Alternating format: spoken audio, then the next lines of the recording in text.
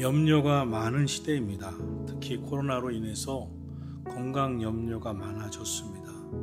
언젠가부터 질병, 불안, 장애라고 하는 정신병적 증세에 대한 뉴스가 나오고 있습니다. 자신의 몸 상태에 대해 지나치게 비관적으로 스스로 해석하여 나도 저 질병에 걸려 있다고 생각하게 하는 정신적 증상이 심각하게 지금 일어나고 있는데 다 건강 염려증입니다. 이뿐이 아닙니다. 요즘 청년들은 미래의 빈곤 세대가 되지 않을까 하는 청년들의 미래에 대한 염려증이 있다는 것입니다. 다 성공할 것 같은데, 다 행복하게 사는 것 같은데 나만 성공하지 못하고 나만 행복하지 않을 것 같아 하는 미래에 대한 염려증입니다. 사랑하신 성도 여러분, 누구나 걱정, 염려 가운데 살아갑니다. 우리에게는 하루에도 수없이 많은 염려가 찾아오고 지나갑니다. 의식하든지 안 하든지 염려가 삶의 일부가 되어버렸습니다. 염려는 영어로 worry라는 단어를 사용합니다. worry의 어는 물어 뜯는다입니다. 짐승이 이빨로 목을 꽉 물어 질식해 죽인다는 뜻이라고 합니다. 염려는 사람을 질식시켜 죽입니다. 염려하고 한숨 쉬는 사람, 계속해서 염려하는 사람, 보기만 해도 질식되지만 염려하는 사람은 그 영혼과 육체가 서서히 죽어가는 것입니다. 그러기에 염려처럼 무서운 것이 없습니다. 우리가 너무 염려하다 보면 살고 싶지 않습니다. 그 염려에 완전히 지배받아서 죽고 싶은 마음이 드는 것입니다. 사랑하신 성도 여러분, 그렇게 염려가 되고 두렵고 걱정이 된다면, 어떤 때 죽고 싶을 정도로 염려에 빠져 있다면 오늘 하나님의 말씀을 들어보시기를 주의 이름으로 축원합니다.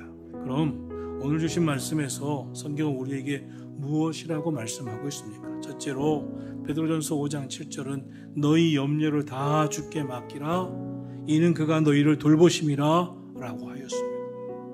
염려를 얼마큼 맡기라고 하셨습니까? 성경은 이렇게 말씀합니다. 너희 염려를 다 주께 맡기라. 할렐루야.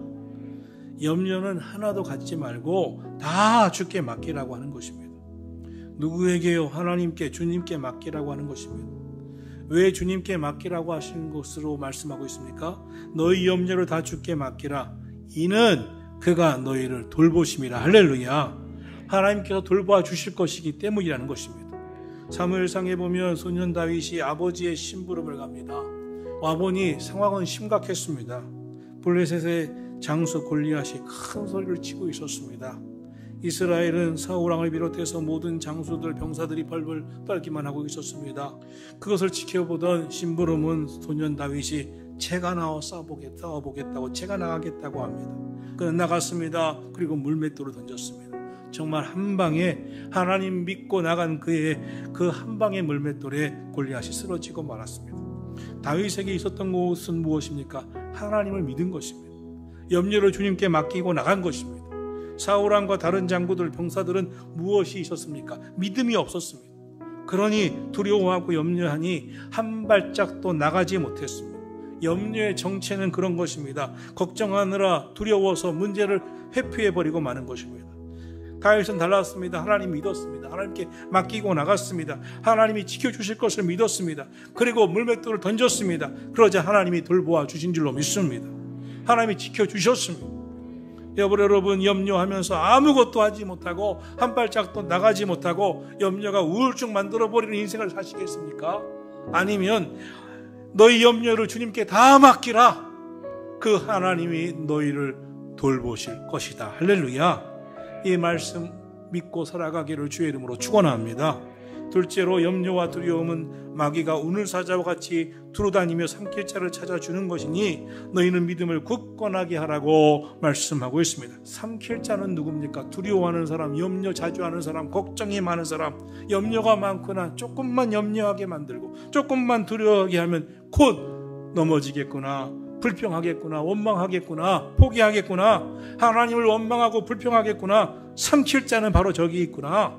마귀는 우는 사자와 같이 정확하게 그 마음에 불안이 있는 사람, 염려가 있는 사람, 두려움이 있는 사람, 불만이 있는 사람, 어떤 사람을 삼켜야 하는지 잘 안다는 것입니다. 그래서 성경은 너희는 믿음을 굳건하게 믿음을 지켜서 마귀가 너희를 삼키지 못하게 믿음을 굳건히 하여 지켜서 마귀를 대적하여 승리하라고 하시는 것입니다. 셋째로 하나님께서 승리하게 하시고 지켜주시고 강하고 견고하게 하실 것이니 두려워 말고 마음을 굳건하게 하라고 말씀하고 있습니다. 10절을 보십시오. 하나님께서 너희를 부르사 자기의 영원한 영광에 들어가게 하셨으니 잠깐 고난을 당하나 너희를 친히 온전하게 하시고 굳건하게 하시며 강하게 하시며 터를 견고하게 하시리라. 하나님은 너희를 부르셨다. 영원한 하나님의 나라 영광에 들어가게 하실 것이다. 이 세상을 살아갈 때 잠깐 고난을 당하는 때도 있다. 그러나 하나님이 그 고난 속에서 너희를 친히 온전하게 하실 것이다. 굳건하게 하실 것이다. 강하게 하실 것이다. 견고하게 하실 것이다. 반드시 하나님이 지켜주실 것이다. 우리 하나님 부르신 사람입니다. 하나님 안에서 우리의 인생에 고난도 있고 염려할 일도 있고 두려운 일도 있고 걱정될 일도 있고 잠깐 고난도 당할 수 있지만 결국에는 하나님 안에서 잘 되는 인생이 될 줄 믿으시기를 주의 이름으로 축원합니다. 조지 워싱턴 미국의 초대 대통령에 관한 이야기입니다. 그는 태어나면서부터 몸이 약했다고 합니다. 늘 죽을 것이라고 하는 이야기를 많이 들었다고 합니다. 17세, 22세는 3번이나 말라리아에 걸려서 거의 죽다 살아났다고 합니다. 천연두에 걸려 죽다 살아났고 늑막염에 걸려 또 죽다 살아났습니다. 죽을 고비를 너무나 많이 넘겼는데 그때마다 그의 부모는 너는 하나님이 택하신 자야.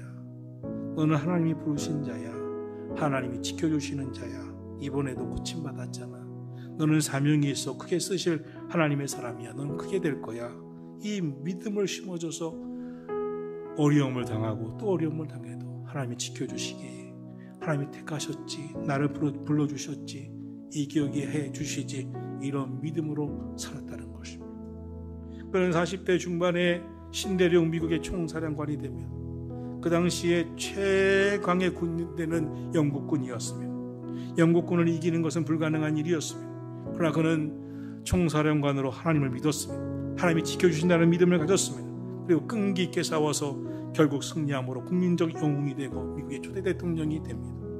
워싱턴이 평생을 살아오면서 그를 이끌어주는 힘은 나는 하나님으로부터 부름받았다고 하는 영적 자부심이었다는 것입니다. 하나님이 나를 택하셨으니 온갖 두려움과 어려움이 있어도 부르신 이가 전능하신 하나님이시니 나를 지켜주실 것이라는 이 믿음 때문에 이겨냈다고 하는 것입니다. 사랑하신 성도 여러분, 여러분의 인생에 어떤 어려움이 있어도 잠깐 고난을 당하게 하시지만 하나님은 너희를 부르셨으니 영원한 하나님의 영광에 들어가게 하실 것이고 온전하게 하실 것이고 굳건하게 하실 것이고 강하게 할 것이고 견고하게 하실 것이고 그의 권능이 세세 무궁하도록 너희와 함께 하실 것이라는 믿음을 가지시기를 주의 이름으로 축원합니다.